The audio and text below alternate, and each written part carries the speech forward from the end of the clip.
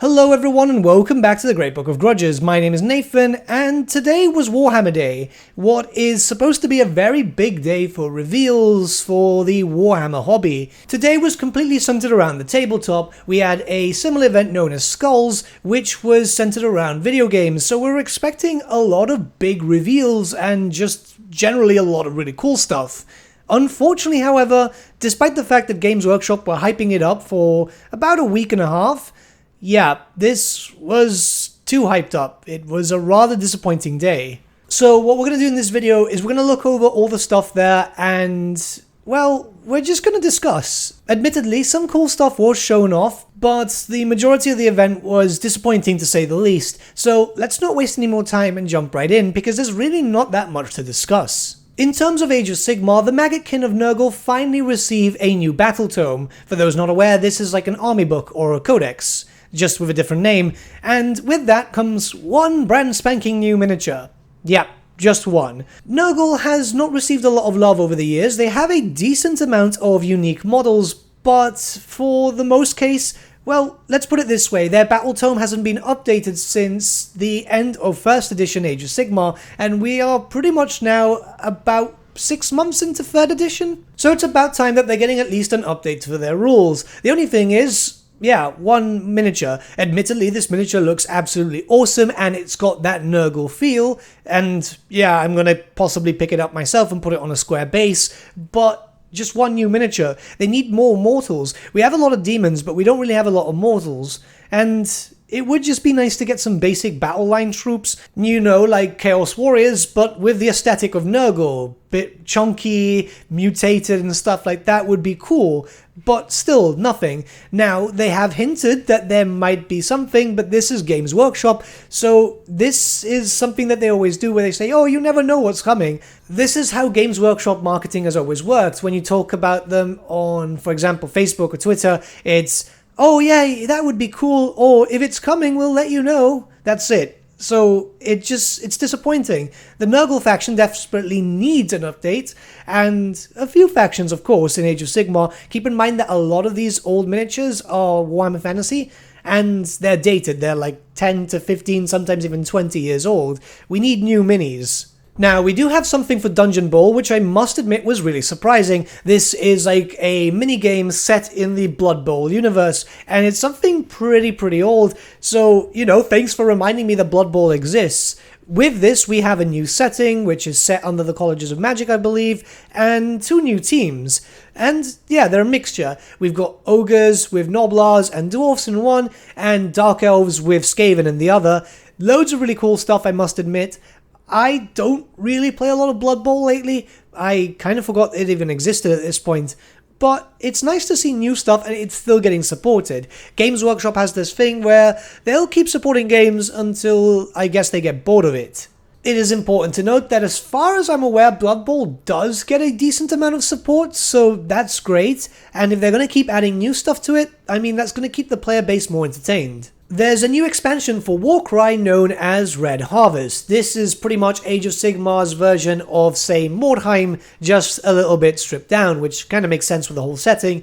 Now, the pack itself is quite large. It comes with 2 new warbands and a lot of terrain, which I must admit, I'm really interested in. It looks really cool, and it's just going to fit for my Mordheim board, I'm just going to be very honest with you. Now, I must admit that this is good news, as Warcry, as far as I've seen, is fairly popular. I'm a part of a few Facebook groups, and I see a lot of people posting all the time, so 2 new warbands is always really cool, but again, they're chaos-focused, and I think people would have wanted something else. Now, don't get me wrong, I like them, especially the Dark Oath ones, they look really cool, though the Spider Dudes, and I'll be very honest, we really did not need a Chaos Spider faction when we have a Spider faction. People seem to forget the Forest Goblins, or whatever they're called in Age of Sigmar, were a thing, or still are a thing, and it just makes no sense to me. There's a lot of different Chaos factions being implemented through Warcry, which really don't have a lot of lore. So we're getting these guys, and there's like little to no context whatsoever. I wish that it would be fleshed out a lot more, because, yeah, loads of warbands, cool. Loads of chaos identity, cool. No information as to what these guys are, what they do, why they exist. That's a bit weird for a franchise which is, what, 40-something years old at this point? Again, the models are really cool looking, so there's nothing to complain about that, but some extra context or just not so much chaos would be nice. A few different warbands, unique models for different factions which desperately need it would be cool. Because, like I said, for the Age of Sigmar thing, there's a lot of miniatures which are pretty much older than some people watching this video, I'm assuming. Warhammer Underworlds is moving on to its next season, known as Harrowdeep, and they're looking to have a nautical theme this time, which is curious because we already had a few nautical themed units before, but now we're starting to move with a new warband, a single ogre. Yeah, some animals too, and some noblars, but a single ogre. It's a bit strange to me as they could have done a few more ogres. We have had ogres before, where other warbands in other worlds did come up and show off some ogres too, but the ogres, or ogres, I believe they're called in Age of Sigmar, desperately need an update overall. It's a bit of a shame that we're getting units and stuff for a side game when the main army, the main stuff for Age of Sigmar, is super old and very outdated. These are again models from Warhammer Fantasy, which some of them have admittedly aged very well. This is stuff that was more released around the later period, but earlier stuff, it's not looking good. Warhammer 40,000 is getting a new box set known as Shadow Throne, set in Holy Terror itself. This is Genestealer Cults versus Adeptus Custodes, and as per usual now with the new box sets, which is pretty disappointing, there is only one new model per faction.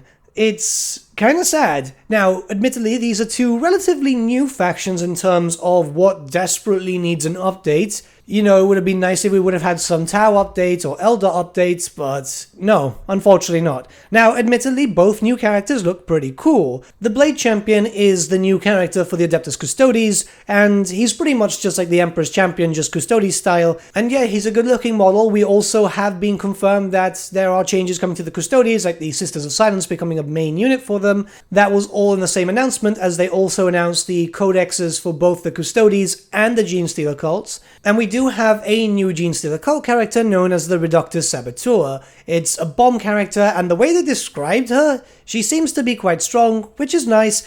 Again, only two models. This is becoming really common with all these boxes, where, yeah, some of them don't need updates, but let's be honest, like the previous one with the Grey Knights could have done with a bit of a model facelift, couldn't they? Now, don't get me wrong, I'm hyped that the codexes are being released at a faster pace. At least they're getting released at a faster pace than Age of Sigmar, which are getting new releases in such a stagnant level, it's almost as bad as what happened to Warhammer Fantasy.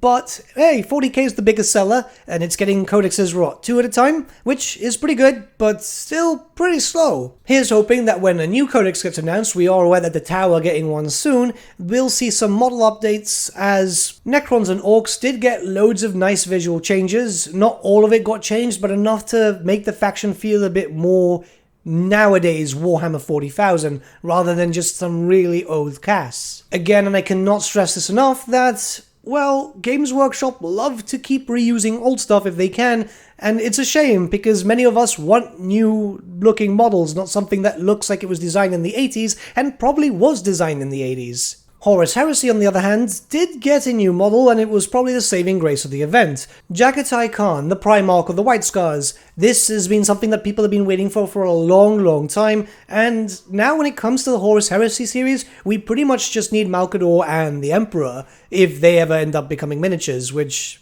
I assume so. But can you see the issue here? We've been looking at about an hours and a half worth of content in 9 minutes, and very little new miniatures to be in fact. When the side games get more miniatures than the actual main titles, you know something is wrong. Warhammer 40,000 Age of Sigmar are their main titles, and yeah, what did they get? Pretty much nothing. 1 new miniature for Age of Sigmar and 2 new miniatures for Warhammer 40,000. As far as I'm aware, you are able to use those 2 Chaos Warbands from Warcry in your main game for Age of Sigmar, and I think that you can use the Ogre from Harrowdeep as something, or you just basically say this is this instead of this is a new model, which would be a shame, but again, you can see what my issue is. This was an hour and a half and we barely got any reveals, any true reveals to be in fact. In fact, most of the time, the two presenters were just basically talking amongst themselves or pushing Warhammer Plus, which by the way had two adverts throughout the whole thing. Yeah, again, no worries, it's fine, they can promote it as much as they want. At the end of the day, it's their new service, but there was no miniatures. I think they spent more time talking about Warhammer Plus than they did talking about one of the reveals. And yeah, I'm a little bit disappointed because they've been hinting non-stop about, say for example, the Chaos Dwarfs in Age of Sigmar. It's been hinted a lot lately, especially with the release of the Hobgrots and the Cruel Boys, so why not tease that? Or, you know, the Shadow Dark Elves, the Umbraneth, why not that? Or anything, literally anything for Warhammer 40,000. This is supposed to be Warhammer Day, a big day for like tabletop releases, announcements and so on, and we pretty much got nothing. And it's really disappointing. Releases have been really slow lately because, well, you know, there's been a plague going around the world, but would this not be the perfect time, since the UK is opening up, to start throwing out some new stuff, start giving out some updates, start giving out some new models? Not just, oh yeah, by the way, Warhammer Plus. Which the 2 weeks for free aren't really for free because you need to pay for it, by the way, but whatever. Oh yeah, and 2 exclusive miniatures for this event, which is a Primaris Lieutenant, which, okay, and a really cool looking Vampire Lord, which I might pick up myself. But other than that, like I said, it was a pretty disappointing event. They could have given us more. We need new models for Chaos factions, the main ones at the very least. Tzeentch and Nurgle desperately need some new mortal followers because it's just kind of needed, and a lot of factions from Age of Sigmar desperately need updates because a lot of their stuff is, well, really old. 40k needs some updates to the Eldar and the Tau and so on, and it's been hinted for the Eldar, it's been confirmed for the Tau for an early next year. We were expecting, well, Chaos Space Marines showcases at least now, or at least some hints, but nothing. The last thing they showed off was what they called a half an update, which is, what, the Red Gobbo, which, yeah, Christmas is coming. We all know that. We've got calendars. I'm not trying to be negative because some of those models that they did show off were very cool looking. Like I said, the Terrainful Warcry is definitely going to be something I'm going to be picking up, but this felt really half-assed. This was no better than a normal reveal day, and unfortunately, it's left a lot of us disappointed. I was talking a lot to my community about this as we were watching it live together.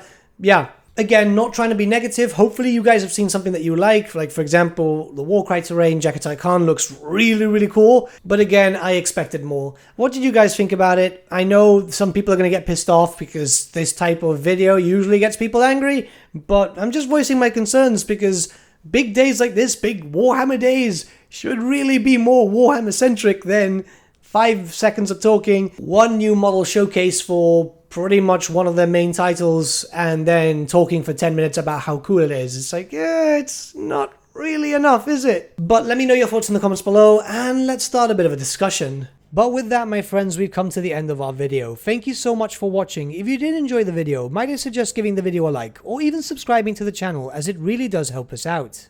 In the description section below are various links to different social media platforms such as Facebook, Instagram, and Discord. Also in the description section is an affiliate link with Element Games where you could buy loads of hobby-based products, not just Warhammer, for 10 to 25% off. Making a purchase using that link and also our special code, which is also in the description, supports the channel at no extra cost to you, which we think is rather cool. A big thank you to our patrons. Your support means the world to us. It's amazing that people want to help a small channel like us grow and get to a higher level of content. A big thank you to Gibraltar LUSC, Ryan Bertsche, Andrew Prince, and Okro for subscribing to us at our Fane level. You guys are super cool. And a big thank you to Edward Yule, VS Vasan, Aaron Whitman, and Shaggy for subscribing to us at our King level. Honestly, we can't thank you all enough. And lastly, a big thank you to all of you for liking, sharing, and commenting on these videos. Honestly, it's because of you guys that the channel has been growing at such a great pace lately, so we can't thank you all enough. But with that, my friends, thank you so much for watching once again, and we shall see you all again very soon.